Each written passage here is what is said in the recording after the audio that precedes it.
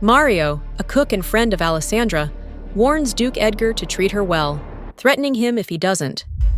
Edgar dismisses the threat, asserting his claim on Alessandra and belittling Mario's ability to protect her.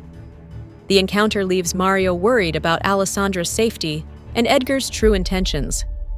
He had made a promise to Alessandra, a promise he intended to keep, no matter the cost. But how could he protect her from a man like Edgar, a man who seemed to wield both power and a disturbing darkness? And what exactly were Edgar's intentions towards Alessandra? Was it genuine affection or something far more sinister? I do not have any feelings for Alessandra. I only view her as a little sister. There is no need for you to get competitive, said Mario. He believed the Duke was only saying these things out of jealousy. Never once had he caught himself feeling some type of way towards Alessandra. For your sake, I suggest you stop referring to her as your sister. When you are no longer in denial, you will see how gross referring to her as your sister is. Are you going to help me move her things, or do you plan to continue trying to threaten me? I have no time for the latter, and you should not continue to embarrass yourself. Mario envied how Edgar feared nothing. To enter someone's home and kill them? Or to laugh at a man taller or bulkier than himself? Edgar appeared to fear nothing. Mario knew the rumors about Edgar being a monster, devil, or madman must have some truth in them. Protector. That's all I have left to say.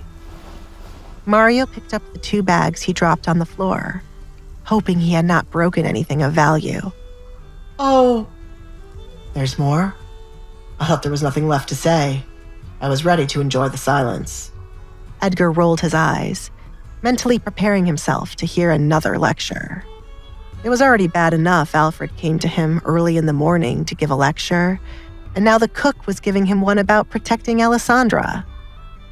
Mario scoffed, annoyed by Edgar's sarcastic responses. I just remembered something Alessandra's husband should know. You are referring to her as your wife, but I don't know if that means you two are already married. Alessandra used to keep her mother's wedding dress in her closet, but Kate took it and had it buried with the dead kitten she killed. What? Edgar's eyebrows narrowed as he looked at Mario in disbelief.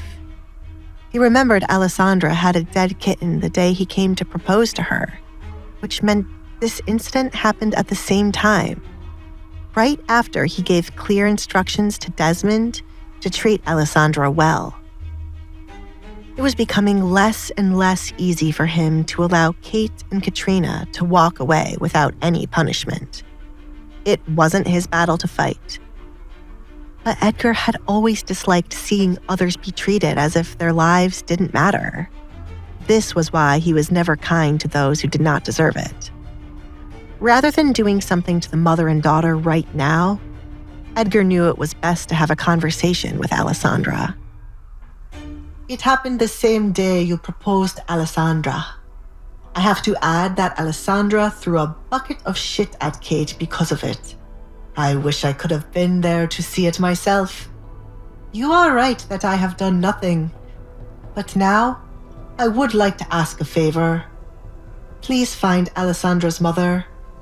She has been waiting long enough for the woman to return, Mario said. The family Alessandra had to live with for 17 years was messed up. Though the previous Baroness had run and left her daughter, there was still hope for the woman to return to her daughter and make amends. Alessandra deserves one caring family member.